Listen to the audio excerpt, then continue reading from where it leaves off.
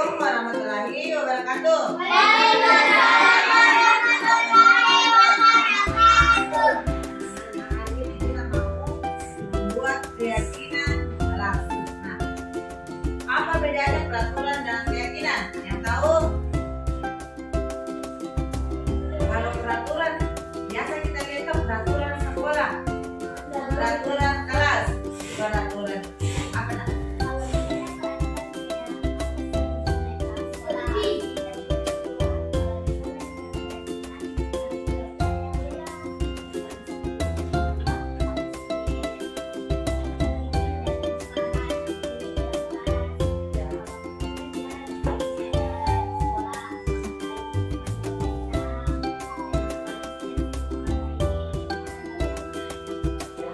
Iya, benar. Tapi nah, ada perbedaan mendasar antara peraturan dan keyakinan. Kalau peraturan kelas peraturan sekolah, sudah ada sekolah yang tentukan peraturan sekolah, peraturan kelas. Nah, sekolah yang buat. Nah, ya kalau keyakinan, kesepakatan kelas antara guru dengan kalian. Nah, kita membuat keyakinan kelas. Apa kesepakatan kelas yang akan kita buat supaya jadi sama-sama kita laksanakan, sama kalian laksanakan. Contohnya misalnya datang tepat waktu, keyakinan kelas itu. Jadi kalau kalian terlambat, pasti kalian tahu terlambat apa seperti ini. Oke, nah sekarang guru bagikan satu orang satu lembar. Kalian tulis keyakinan kelas yang ingin kalian buat. Oke? Ini di depan sini karena di belakang tertempel.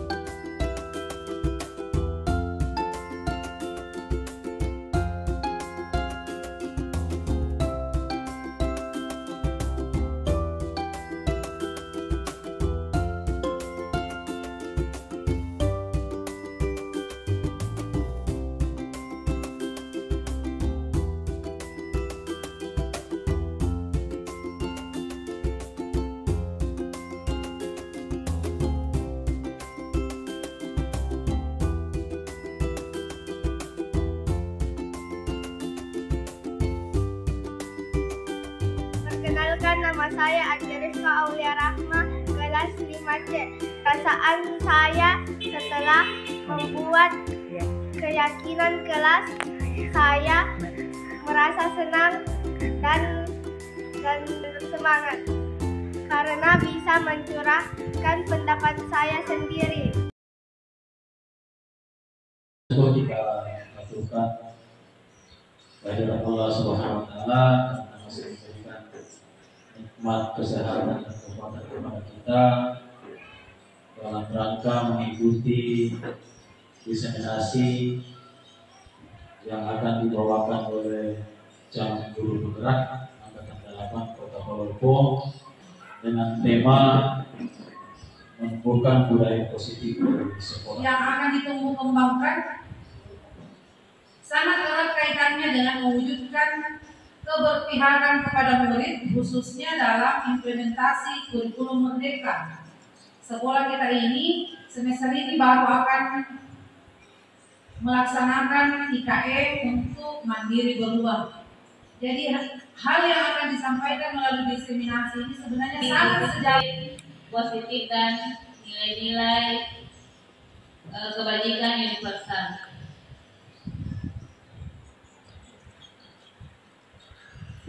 Baik, mengenai disiplin positif itu tidak lepas dari yang pertama kontrol diri mengenai perubahan paradigma.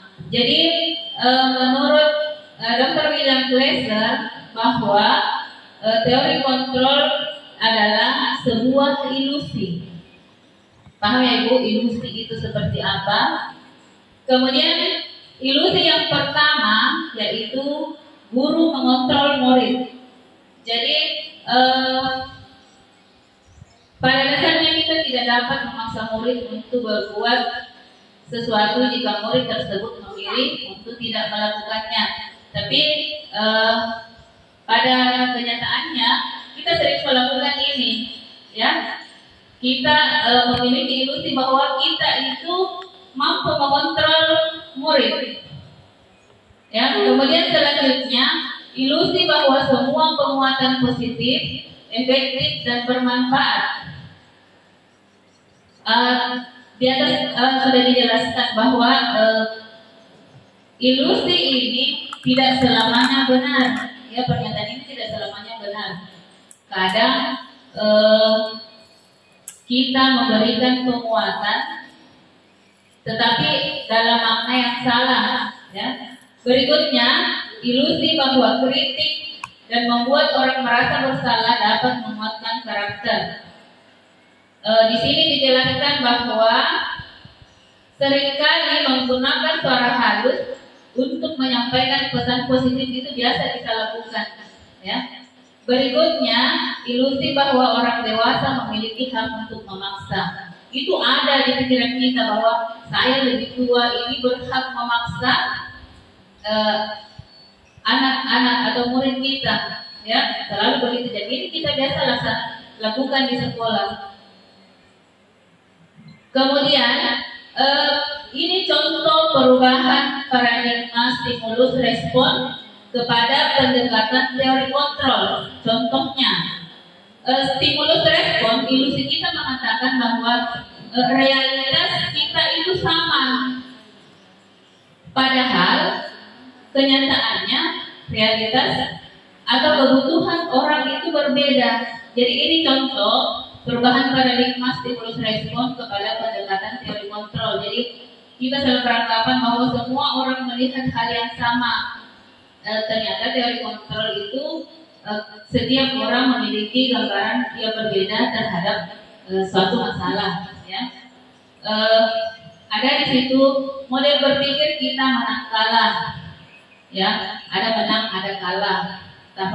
Tapi sebenarnya model berpikir kita menang-menang. Bagaimana itu model berpikir menang-menang? Yaitu cara berpikir yang lebih menekankan pada ego kita, memilih untuk berpikir positif di sini ya maksudnya.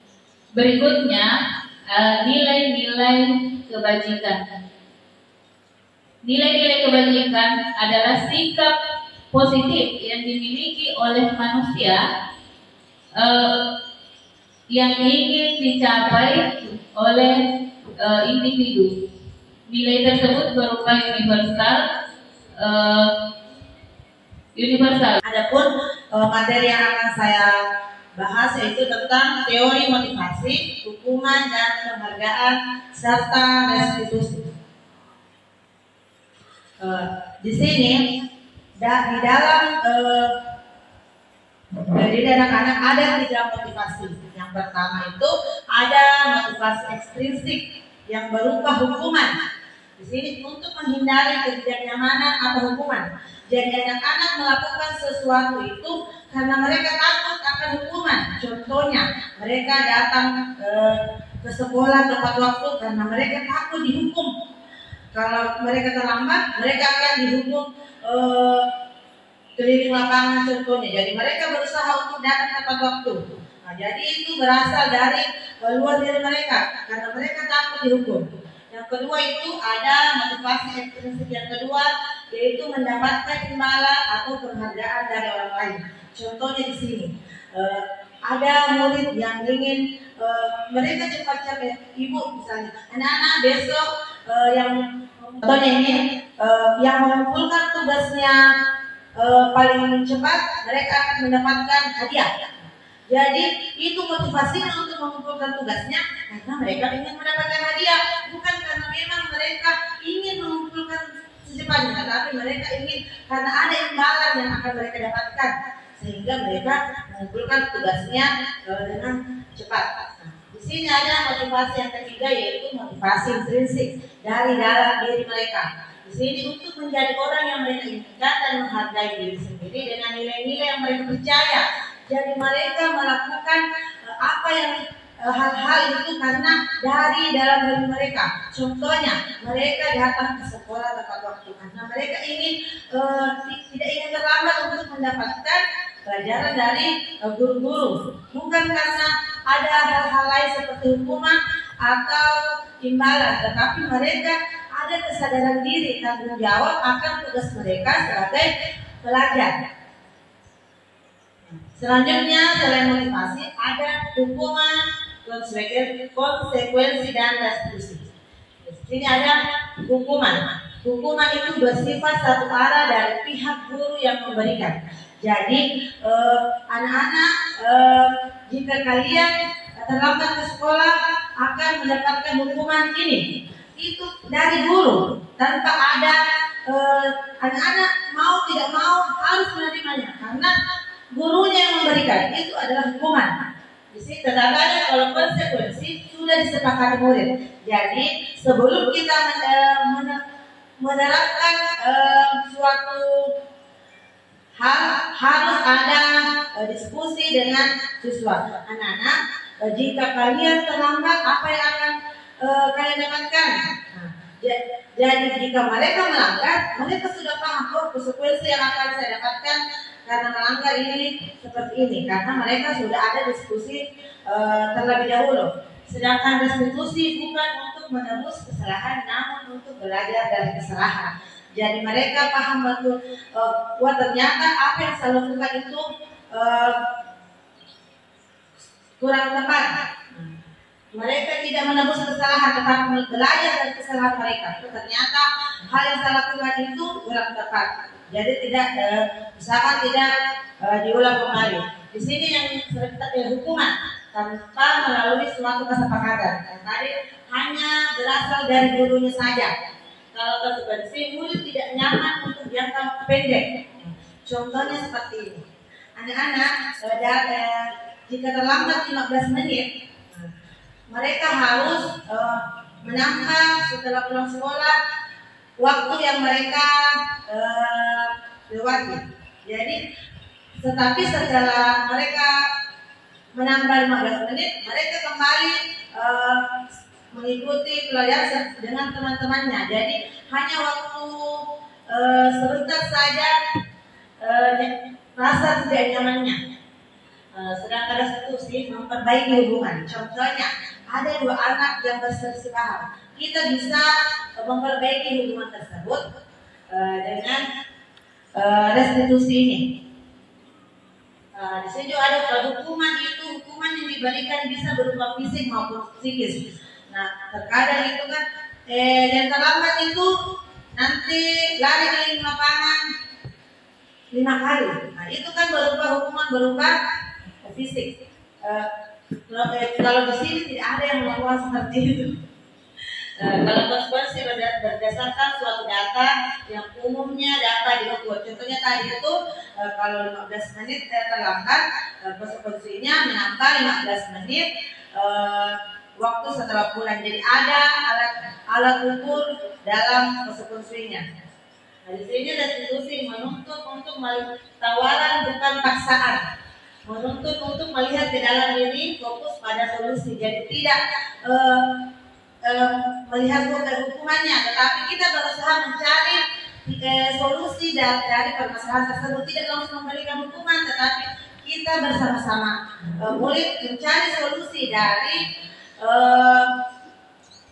masalah yang dihadapi seperti apa. Nah, di sini ada identitas gagal dan identitas berhasil. Kalau hukuman itu Bu, di sini identitas gagal. Karena hukuman itu adalah identitas gagal, kita sebagai guru harus tidak melakukan itu. Jangan melakukan hukuman karena itu identitas gagal. Dan apabila sudah tidak ada solusi, hukuman bukan solusi paling akhir. Jadi kita sebagai guru jangan melakukan hukuman di sini karena hukuman itu akan menyakitkan. Sesuatu yang menyakitkan harus terjadi kepada murid kita, bisa berupa fisik maupun psikis mereka. Tidak nyaman untuk murid dalam jangka waktu panjang. Korban mendapatkan kehadiran, murid akan tersakiti. Perilaku pasif agresif meningkat. Bisa jadi ibu memberikan hukuman, tetapi justru mereka bahkan lebih parah karena hukuman mereka tersebut. Contohnya, anak-anak dia dihukum, mereka bisa jadi dendam. Justru mereka melakukan hal yang lebih daripada yang sudah mereka lakukan. Ada juga sistem tidak akan berjalan bila murid tidak takut. Hukuman akan berjalan baik jika anak takut. Tetapi kalau mereka tidak takut, hukuman itu tidak ada apa-apanya. Nah, jika kita sudah berada di konsekuensi, pasti tahap berikut kita akan berada tahap di restitusi. Kalau tahap konsekuensi itu sesuatu harus terjadi. Tidak nyaman untuk murid, anak untuk jangka pendek. Korban bisa diabaikan. Kenapa di sini korban bisa diabaikan? Contohnya, ada A mengganggu si B. Kita fokus kepada si A, memberikan mereka konsekuensi dari yang mereka lakukan, tetapi si B ini begitu saja tidak ada apa-apa yang mereka dapatkan, hanya si A saja. Kita fokus kepada si A, memberikan hukuman kepada si A. Berbeda dengan restitusi, korban mendapatkan ganti. Contohnya, si A mengganggu si B, dan tidak bisa jadi si A itu meminta maaf kepada si B. Kalau konsekuensi tadi si B tidak digubris, cuma si A saja diberikan hukuman. Tetapi kalau restitusi, si A bisa jadi itu si A resolusinya itu meminta maaf kepada si B. Jadi ada ganti dari A mengganggu B itu permohonan maaf dari si A. Nah, di sini restitusi adalah proses menciptakan kondisi bagi murid untuk memperbaiki kesalahan mereka sehingga mereka bisa kembali pada kelompok mereka dengan karakter yang lebih kuat. Restitusi juga merupakan proses kolaboratif yang mengajarkan murid untuk mencari solusi untuk masalah mereka dan membantu murid berpikir tentang orang seperti apa yang mereka inginkan menjadi dan bagaimana mereka harus memperlakukan orang lain. Nah, di sini ada beberapa masalah. Saya ingin bertanya kepada sekalian. Nah, di sini ada mencatat 100 kali di dalam buku kalimat. Saya tidak akan terlambat lagi karena mereka terlambat. Nah, menurut Ibu, hal ini merupakan hukuman atau konsekuensi? Kenapa?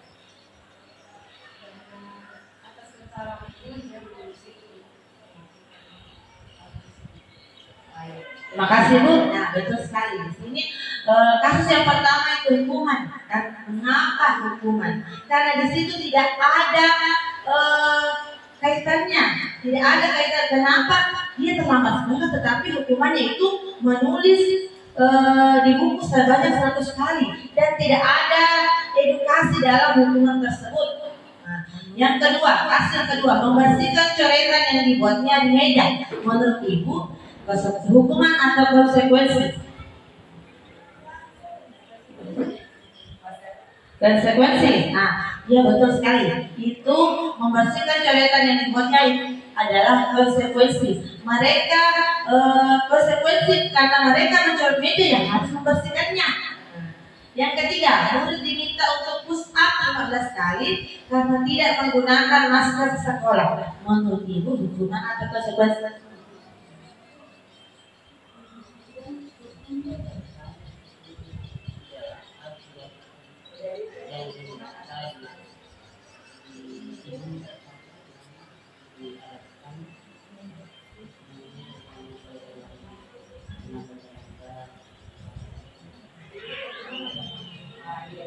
Ya, terima kasih. Nah, di sini murid diminta untuk push up itu hukuman karena mereka itu tidak menggunakan masker. Tetapi apa hubungannya dengan push up?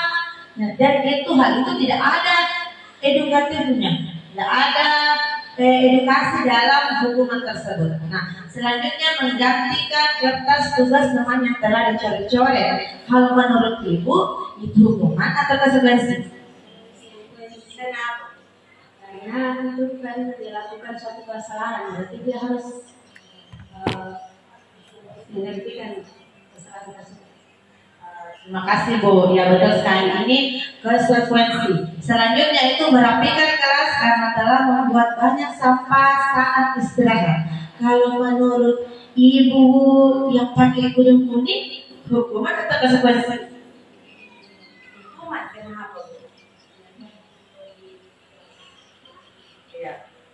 Menurut Ibu itu hukuman merapikan kelas karena telah membuat. Ada jawaban yang lain? Kalau kita Ibu?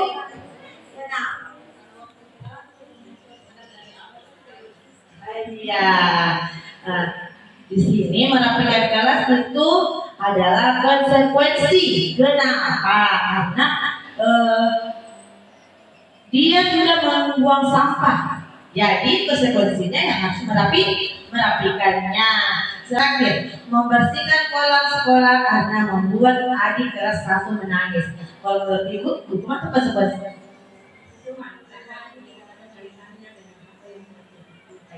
Terima kasih, benar sekali. Membersihkan kolam itu salah satu hukuman karena tidak ada hubungannya membuat adik menangis dengan membersihkan kolam. Selanjutnya di sini pengaruh jangka pendek dan jangka panjang. Nah, penghargaan efektif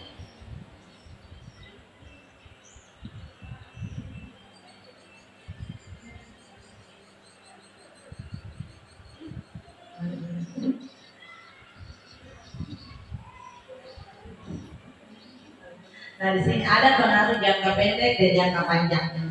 Penghargaan efektif jika kita menginginkan seseorang melakukan sesuatu yang kita inginkan dalam jangka waktu pendek. Di sini dulu. Dihukum oleh penghargaan. Nah, di sini ada penghargaan tidak efektif. Yang kedua, penghargaan merusak hubungan. Yang ketiga, penghargaan mengurangi ketepatan. Yang keempat, penghargaan menurunkan kualitas. Yang kelima, penghargaan mematikan kreativitas. Yang keenam, penghargaan menghukum. Jadi tidak bisa dilakukan penghargaan Bapak Ibu. Boleh, tidak boleh dilakukan.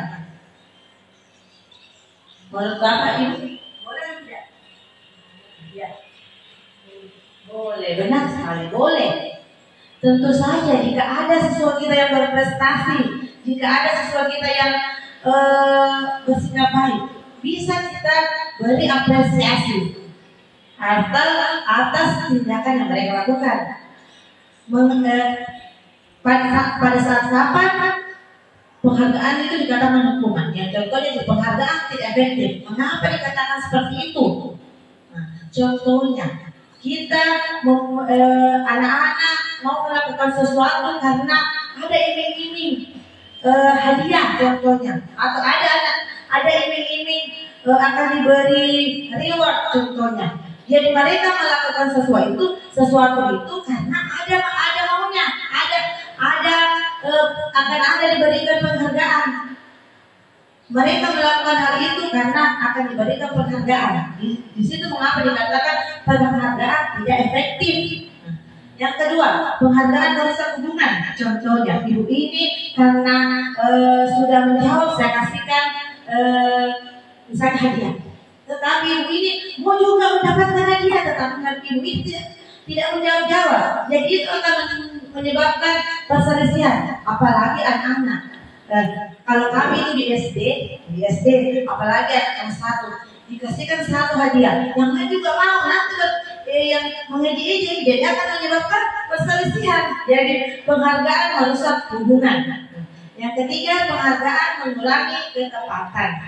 Contohnya, anak-anak yang paling cepat selesai akan memberikan penghargaan. Tetapi ada anak yang mampu, tetapi dia itu lambat selesai, walaupun mampu, tetapi lambat selesai. Tapi karena ini juga mendapatkan penghargaan atau reward atau hadiah dari gurunya, cepat-cepatnya selesaikan. Tetapi hasilnya kurang tepat. Jadi itu menyebabkan penghargaan mengurangi ketepatan. Yang keempat, penghargaan menurunkan kualitas. Contohnya seperti ini. Ada tugas diberikan dalam jangka 1 minggu, tetapi kita berikan lagi anak-anak yang paling bisa menyelesaikan dalam jangka 1 hari akan mendapatkan hadiah. Jadi mereka berusaha yang harusnya diselesaikan 1 minggu, karena ingin mendapatkan hadiah, mereka selesaikan dalam 1 hari, sehingga menyebabkan hasilnya tidak maksimal, sehingga menurunkan kualitas apa yang hasil dari yang mereka laksanakan. Yang kelima, penghargaan mematikan kreativitas. Contohnya seperti ini, anak-anak coba gambar seperti yang ibu gambar. Coba gambar yang seperti ibu gambar. Bisa jadi itu anak bisa lebih berkreativitas, berkreasi, berinovasi. Tetapi karena harus diikuti yang ibu gurunya lakukan, mereka ikuti. Jadi sehingga mematikan kreativitas anak, karena harus mengikuti apa yang dilakukan, yang diberikan di gurunya. Yang terakhir, penghargaan menghukum. Contohnya seperti ini, anak yang ranking 2 merasa kurang baik daripada yang ranking 1. Anak yang ranking 3 merasa kurang lebih baik dari yang ranking 2. Bahkan anak-anak yang tidak mendapatkan peringkat merasa berkecil hati karena tidak seperti yang mendapatkan peringkat. Selanjutnya di sini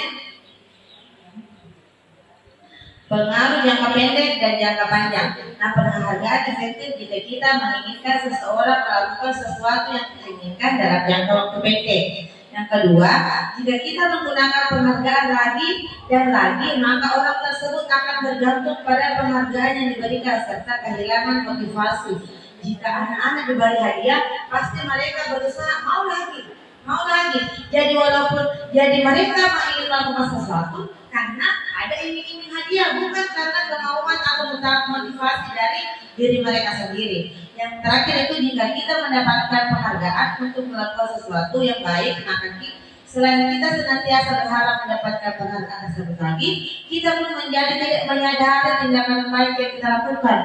Jadi bisa jadi hal itu yang tindakan baik yang kita lakukan itu hanya karena mau ini hadiah, ini pengakuan dari guru kita, tetapi kita tidak melihat ternyata hal itu hal baik yang kita lakukan.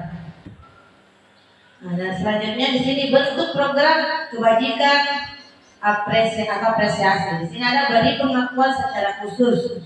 Yang kedua, beri pengakuan secara pribadi. Yang ketiga, beri pengakuan kepada semua murid. Jadi jangan itu cuma 1-2 orang yang kita kasih apresiasi. Jika mereka melakukan hal yang baik, apresiasi apa yang mereka lakukan. Jangan hanya karena dari satu tawa itu saja terus yang kita kasihkan apresiasi. Jadi justru anak yang kurang itu yang justru kita beri apresiasi supaya memotivasi diri mereka. Yang keempat, beri pengakuan secara konsisten. Jangan hari ini kita lakukan, besok tidak. Besoknya lagi, baru besoknya tidak. Jadi usahakan konsisten kita lakukan. Yang terakhir, fokus pada proses. Nah, di sini ada beberapa contoh pengakuan atau apresiasi kebajikan. Yang pertama itu, nah kemarin saya perhatikan rasa empatimu besar sekali. Jadi nilai kebajikan yang dilakukan ini empati. Nah, pada saat menolong murid baru di kelas kita. Jadi kemarin saya perhatikan kelas empatimu besar sekali pada saat menolong murid baru di kelas kita. Di sini ada yang kedua, saya menghargai kepedulianmu. Jadi nilai kebajikannya di sini kepedulianmu, Pak. Situasi pada saat kamu membantu teman-temanmu di tugas kelompok. Jadi jika ada anak-anak yang membantu temannya, beri apresiasi mereka karena mereka sudah peduli, ada kepedulian dalam diri mereka. Yang ketiga itu terima kasih untuk rasa tanggung jawabmu pada saat kamu memungut kertas-kertas yang berserakan di lantai. Nah itu Bu, saya sebagai guru, kita memang harus memonitori semua siswa-siswa kita. Jadi jika ada mereka melakukan hal-hal baik, beri mereka apresiasi supaya mereka lebih termotivasi. Ya contohnya ini karena rasa tanggung jawabnya memungut kertas, jadi gurunya memberi apresiasi kepada mereka. Mungkin itu pemaparan dari saya ucapkan terima kasih. Saya kembalikan kepada moderator. Materi lanjutan saya akan sampaikan, yaitu yang pertama tentang 5 posisi kontrol. Jadi Bapak Ibu yang saya hormati, mungkin ini semua pengalaman kita bahwa selama kita mengajar itu kemungkinan besar kita telah melalui 5 posisi kontrol ini. Tapi mungkin kita tidak sadari bahwa saya berada pada posisi kontrol yang mana. Jadi sebentar akan dijabarkan bahwa posisi kontrol yang pertama apa, kedua apa, ketiga apa, dan selanjutnya. Jadi di sini ada 5 posisi kontrol yang selama ini mungkin kita lakoni di sekolah.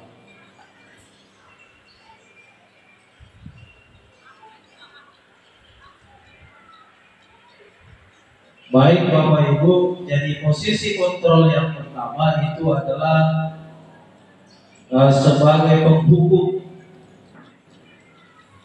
Jadi mungkin bisa kita ingat-ingat apakah selama ini pada saat kita melakukan proses belajar mengajar, apakah kita selama ini memberikan hukuman kepada siswa kalau misalnya mereka melakukan kesalahan, tidak mengerjakan tugas, atau mengganggu temannya pada saat proses belajar mengajar. Jadi itu posisi kontrol yang pertama, yaitu sebagai penghukum. Nah, apa biasanya yang indikatornya yang dilakukan oleh guru sebagai penghukum? Jadi kata-kata biasanya, kamu tidak melakukannya, awas ya, rasakan ini. Jadi itu posisi kontrol kita, dan mungkin selama ini kita pernah melakukan yang seperti itu. Nah, posisi kontrol itu sebenarnya yang seyogianya kita hindari dalam proses belajar mengajar atau proses interaksi yang ada di sekolah kita sebagai pendidik. Kemudian posisi kontrol yang kedua adalah membuat orang merasa bersalah. Ya, selama ini ketika ada anak-anak yang kurang bagus perilakunya di sekolah, kadang biasa kita memposisikan dirinya mereka bersalah, bilang kamu mentong yang salah, ataukah misalnya biasa kita ucapkan bahwa yang kamu lakukan ini salah. Ya, seperti itu posisi yang biasa kita ambil. Dan mungkin pernah kita ambil posisi itu sebagai pendidik. Kemudian yang ketiga itu sebagai teman.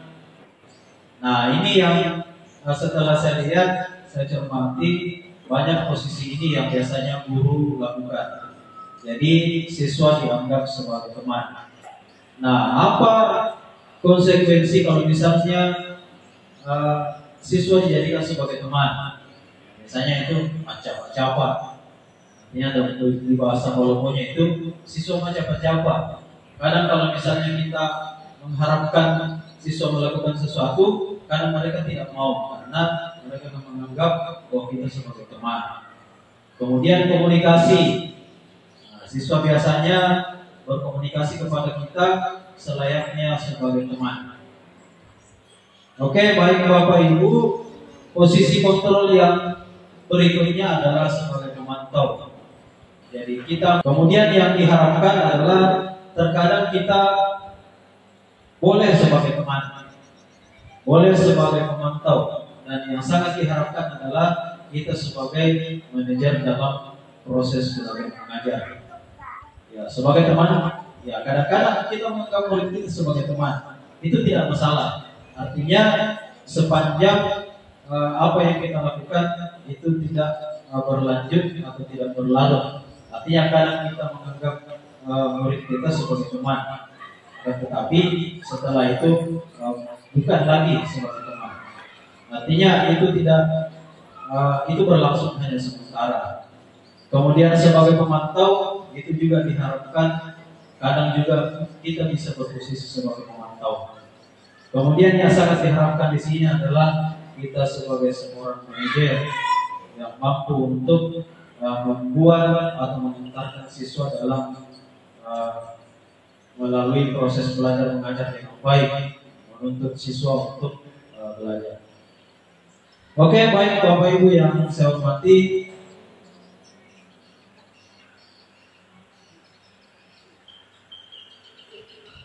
materi yang berikut adalah segitiga restitusi. Nah, kadang di sini kita hanya berpikir bahwa yang melakukan segitiga restitusi itu adalah guru bimbingan konseling atau guru BK yang ada di sekolah. Akan tetapi sangat diharapkan kita sebagai tenaga pendidik atau guru itu diharapkan sewaktu-waktu melakukan segitiga restitusi dalam proses belajar mengajar kita ketika hal itu terjadi dalam proses belajar mengajar yang kita mampu. Anggaplah misalnya ketika saya mengajar ada siswa yang membuli temannya atau mengolok-olok temannya, otomatis yang berperan di situ untuk melakukan segitiga restitusi adalah saya sebagai guru yang mengajar pada saat itu.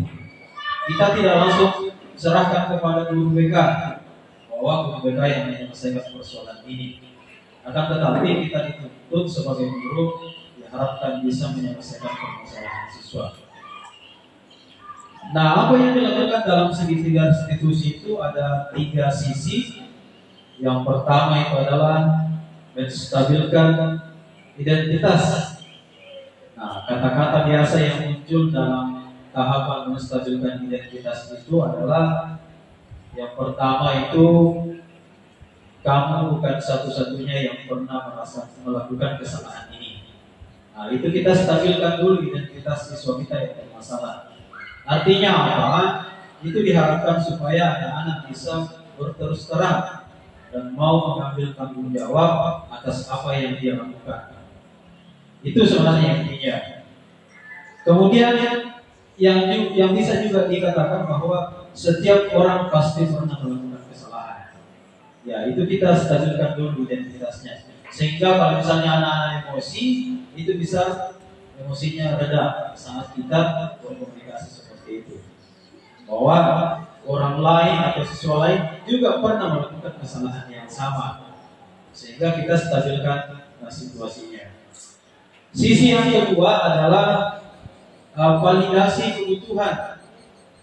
Nah, di sini pada saat validasi kebutuhan, yang kata-kata yang bisa atau dapat kita ucapkan adalah kamu tentunya punya alasan mengapa melakukan itu. Nah, di sini kita sudah mulai menggali. Kita menggali apa kira-kira alasannya ini si A atau murid kita melakukan hal tersebut. Anggaplah misalnya mengolok-olok teman di sekolah atau dalam kelas pada saat proses belajar mengajar. Nah, pastinya dia punya alasan untuk melakukan itu. Ya, bisa jadi karena dia tidak senang pada saat proses belajar mengajar sehingga dia melampiaskannya mengolok-olok teman di kelas. Ataukah misalnya selama ini dia diolok-olok sehingga dia juga mengolok teman di kelasnya atau teman di sekolahnya. Jadi kita harus menanyakan alasannya kenapa. Jadi di sini kita diharapkan murid mampu untuk jujur atau mengeluarkan alasan apa yang mendasari sehingga dia melakukan hal tersebut. Kemudian sisi yang ketiga adalah menanyakan keyakinan. Nah, disinilah sebenarnya gunanya bahwa setiap awal proses belajar mengajar itu kita membuat keyakinan kelas atau keyakinan sekolah. Nah, di keyakinan sekolah itu kita jabarkan secara rinci apa-apa yang harus ditaati atau yang harus dilakukan oleh siswa pada saat proses belajar mengajar. Nah, kita juga sebagai guru mata pelajaran diharapkan setiap mata pelajaran kita memiliki keyakinan kelas tersendiri, sehingga siswa sadar akan tugas dan tanggung jawabnya dalam proses belajar mengajar itu. Nah, ini menanyakan keyakinan. Apa yang bisa kita tanyakan kepada siswa? Misalnya nilai-nilai apa yang telah kita sepakati. Nah, ini tadi. Jadi ketika kita sudah membuat keyakinan kelas, anggaplah misalnya poin menghargai teman. Otomatis ketika menghargai teman, di dalamnya itu kita tidak boleh membuli teman atau mengolok-olok teman. Sehingga keyakinan kelasnya itu adalah menghargai teman atau kita saling menghargai. Itu salah satu poin keyakinan kelas. Kemudian apa juga yang bisa kita tanyakan? Kamu ingin menjadi orang yang seperti apa? Ya, di situ pertanyaan otomatiknya itu adalah kamu ingin menjadi orang yang seperti apa? Ketika murid kita sudah menyadari keyakinan kelas itu, kita tanyakan bahwa kamu sebenarnya ingin menjadi murid yang seperti apa? Jadi kita mencoba untuk mengarahkan murid kita berpikir bagaimana sebaiknya dia. Apakah dia harus selalu membuli temannya? Kan tidak. Otomatis dia diharapkan bisa berubah dari membuli temannya menjadi menghargai temannya. Atau terlebih lagi adalah menghargai gurunya. Bapak Ibu, terima kasih untuk saya. Saya akhiri. Assalamualaikum warahmatullahi wabarakatuh. Bapak Ibu, keyakinan kelas. Mungkin ada yang bertanya, apa sih itu keyakinan kelas? Atau ada yang sudah melakukan di dalam kelas keyakinan kelas. Kita sama-sama dulu membahas.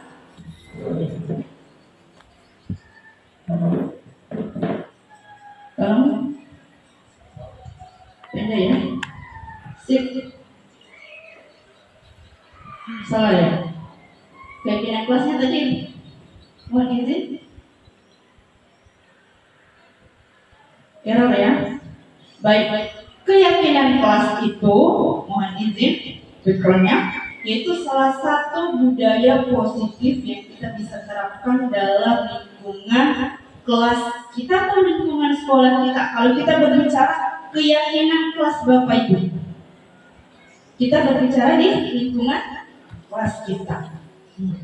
Baik. Jadi dengan adanya keyakinan kelas, tentunya kita diharapkan adanya integritas antara pelaksanaan profil Pancasila.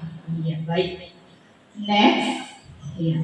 Mungkin Bapak Ibu ada yang bertanya, yang saya dengar peraturan kelas, baru saya dengar keyakinan kelas. Mungkin ada yang seperti itu Bapak Ibu ya. Baik, kita sama-sama. Mengapa tidak peraturan kelas? Kenapa harus keyakinan kelas yang harus kita terapkan dalam kelas? Yang kita tahu sehari-hari kan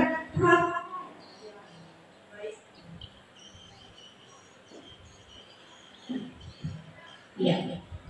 Jadi kita pahami dulu yang pertama, definisi dari keduanya itu memiliki perbedaan. Perbedaannya tentunya dari penentu atau pembuatnya. Baik, bila peraturan maka hal tersebut berasal dari luar individu. Misalnya peraturan pemerintah, peraturan sekolah, ya, yang sudah dibuat yang kita sama-sama harus lakukan apa yang sudah dibuat seperti itu. Kemudian keyakinan kelas yang pertama itu, keyakinan kelas itu bersifat abstrak, ya, daripada peraturan. Itu ciri khasnya dari keyakinan kelas. Yang kedua, keyakinan kelas berupa pertanyaan yang universal. Mohon maaf Bapak Ibu, universal itu seperti apa? Maksudnya, mohon izin, umum. Terima kasih. Ya, betul sekali, umum. Yang ketiga, pernyataan keyakinan kelas senantiasa dibentuk dalam bentuk positif. Nanti kita bahas misalkan dalam hal positif ya. Negatif misalnya jangan membuang sampah. Apakah itu keyakinan kelas? Saya save dulu sebentar, akan lanjutkan. Ya Bapak Ibu? Ya. Dia bernilai positif. Berikutnya, keyakinan kelas itu hendaknya tidak terlalu banyak agar mudah diingat dan dipahami. Jangan sampai keyakinan kelas yang kita buat banyak sekali tidak bisa kita lakukan bersama dengan siswa kita di dalam kelas. Next, keyakinan kelas sebaiknya sesuatu yang dapat diterapkan oleh lingkungan. Ya, baik Bapak Ibu, saya lanjut. Izinin Bapak Ibu ya. Berikutnya, semua warga kelas hendaknya ikut berkontribusi sama-sama, saling kira-kira apa ini nanti kita bahas bersama sebentar ya Bapak Ibu, dalam pembuatan keyakinan kelas lewat kegiatan curah pendapat. Jadi sama-sama siswa. Ya, kebetulan saya backgroundnya dari guru SD, saya mengajar di kelas 1 SD Bapak Ibu. Mungkin ada yang bertanya, bagaimana bisa kelas 1 kita bisa curah pendapat? Ya, ini kelas 1 Bapak Ibu baru 2 minggu dia masuk di sekolah, kita bisa membuat keyakinan kelas. Nah, inilah sebagai seorang guru kita memancing siswa kita. Ya, kita memancing siswa kita sebagai pemandu. Kira-kira nanti ini anakku belajar seperti ini, kita harus tidak boleh misalkan kata tidak boleh dulu ya, kata tidak boleh di peraturan ya. Peraturannya ini tidak boleh terlambat datang di sekolah, itu negatif atau dalam hal peraturan sekolah misalkan. Nah, itu bisa memunculkan suatu keyakinan kelas. Kata tidak boleh muncul menjadi keyakinan kelas bahwa kita harus tepat waktu, nilai yang tersirat. Next, kita lanjut. Bersedia meninjau kembali keyakinan kelas ke waktu. Jangan sampai Bapak Ibu keyakinan kelas tak tahun ini itu terus dipakai tahun depan, bisa atau semester berikutnya bisa kita ganti tergantung dari kesepakatan kita bersama siswa kita ya. Jadi intinya di sini untuk keyakinan kelas jangan sampai keyakinan kelas kita A sampai Z yang bisa kita lakukan hanya A sampai B. Lebih baik singkat, padat, dan apa tujuan kita untuk keyakinan kelas. Next, untuk materi selanjutnya yaitu kebutuhan dasar manusia. Sebelum saya melanjutkan, kira-kira Ibu kebutuhan dasar manusia itu untuk apa? Izin? Untuk kelangsungan hidup. Terima kasih Ibu. Ada yang lain Ibu? Kita sama-sama yuk semangat untuk hari ini.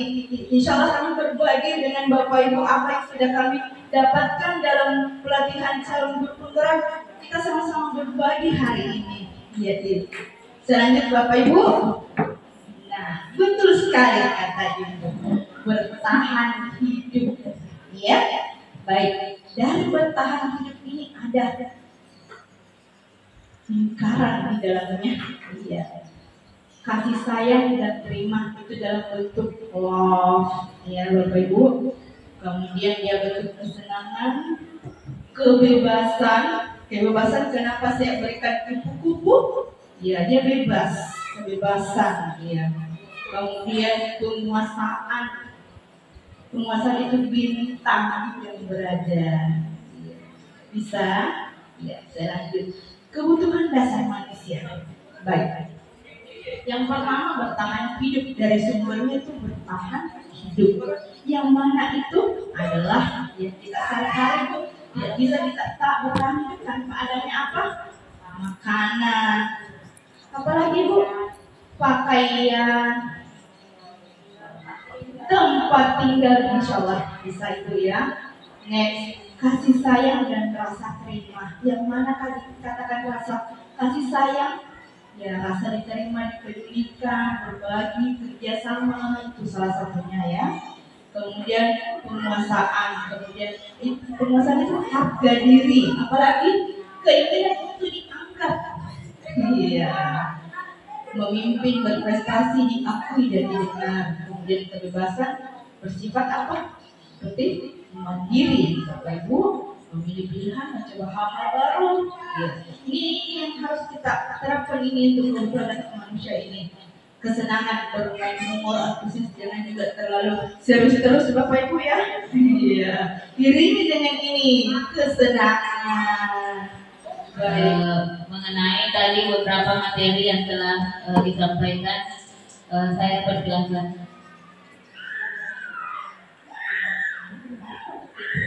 Silakan Bapak Ibu. Terima kasih atas kesempatannya. Mengenai tadi yang menyambung keyakinan kelas tadi tentang disiplin dan budaya positif.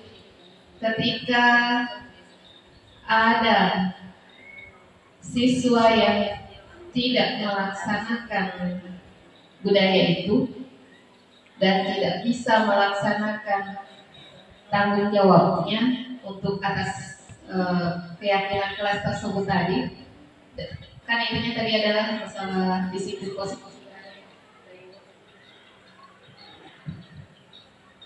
Kira-kira pemberian punishment-nya itu bagaimana? Apakah memang diberikan punishment langsung diberikan, dalam arti kata cukup 1 atau 2 kali dia melanggar baru diberikan punishment, ataukah ada target misalkan 50% nih dari 100% itu baru dia diberikan punishment, dan pemberian punishment-nya seperti apa? Punishment-nya begitu. Kalau tadi yang saya sampaikan tadi yang kayak menegaskan bisa lewat reward dengan pujian, kamu anak hebat, kamu anak pintar, kamu anak soleh, karena seperti itu. Tapi ketika tidak bisa terlaksana dan ada mungkin ada biasanya anakku dengan diberikan punishment memacu dirinya untuk lebih berusaha menjadi lebih baik lagi seperti itu. Jadi kira-kira kapan waktu pemberiannya dan dalam bentuk apa? Bentuknya seperti apa punishment-nya? Dikata-katain kah? Dipukul kah? Diapain? Kira-kira bagaimana? Itu pertanyaan saya. Baik, itu tadi pertanyaan dari Ibu Asnawati mengenai komitmen kepada siswa. Baik, pertanyaan dari Ibu Asnawati akan dijawab oleh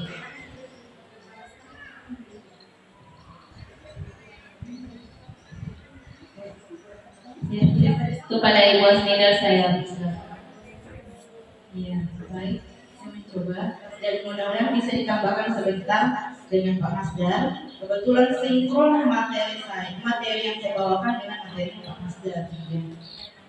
Tadi Pak Masdar sudah sampaikan bahwa kita sebagai seorang guru yang dikatakan kata hukuman sudah tidak ada lagi siswa kita itu. Jadi tolong kata hukuman itu sudah tidak ada untuk siswa kita. Ya. Misalkan yang ada punishment atau hukuman di kurikulum Merdeka sebenarnya itu sesuai dengan konsep KHG bahwa hukuman itu diminimalkan dan bila perlu itu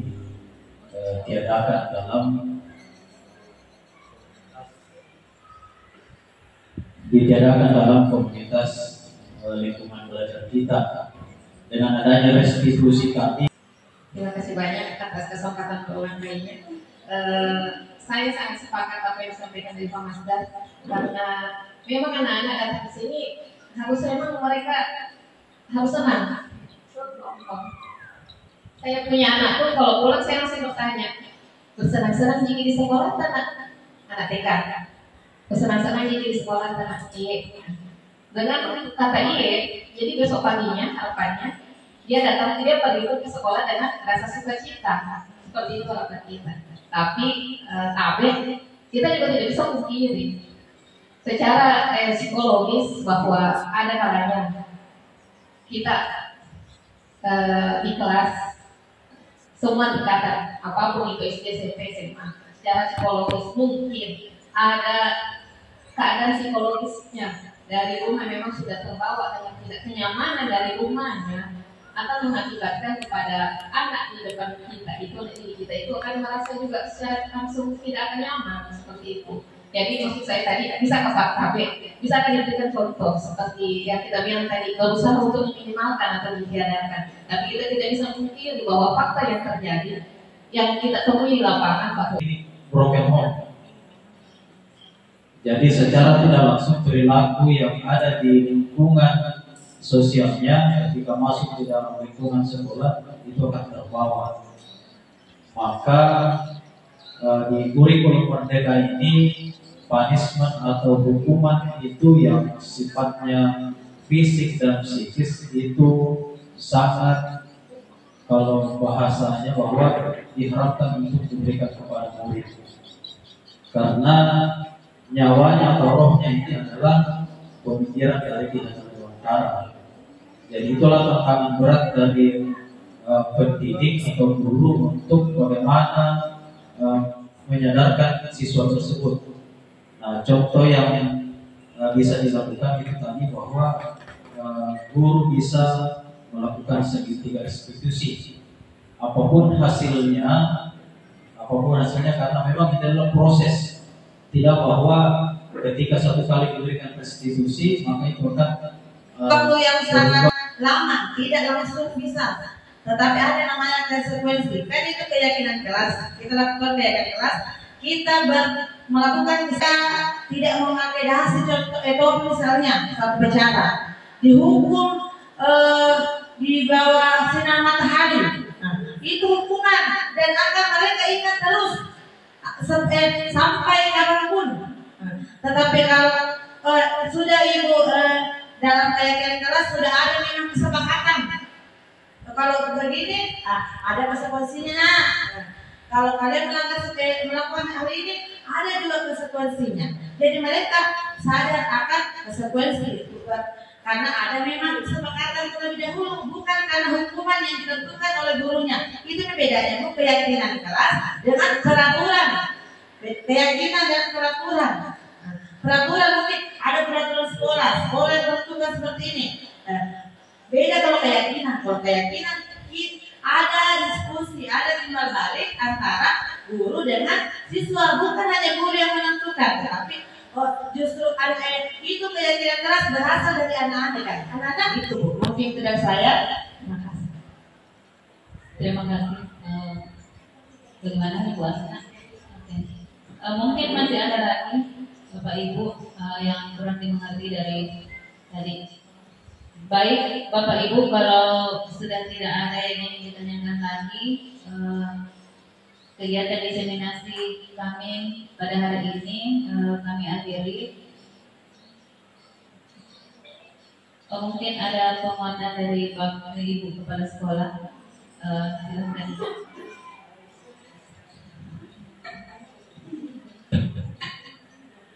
Terima kasih Bapak Ibu yang alhamdulillah masih antusias mengikuti kegiatan kita hari ini. Tadi saat dibuka kurang lebih hanya 5 orang, tapi alhamdulillah bertambah. Jadi terima kasih atas antusiasme Bapak Ibu semua. Saya lihat tadi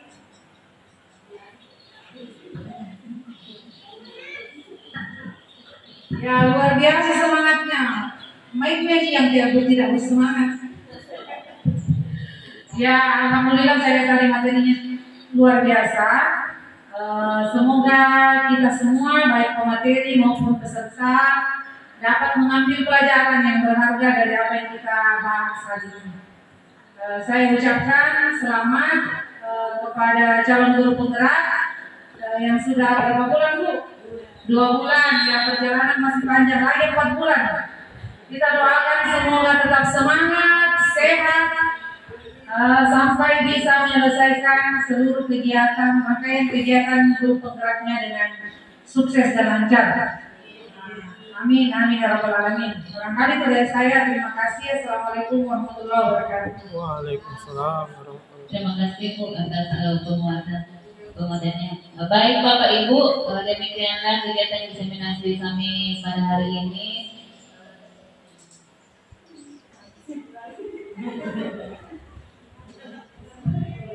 Terima kasih banyak atas waktu Bapak Ibu sudah berkenan hadir di tempat ini untuk memberikan dukungan kepada kami. Sekian dari kami. Assalamualaikum warahmatullahi wabarakatuh.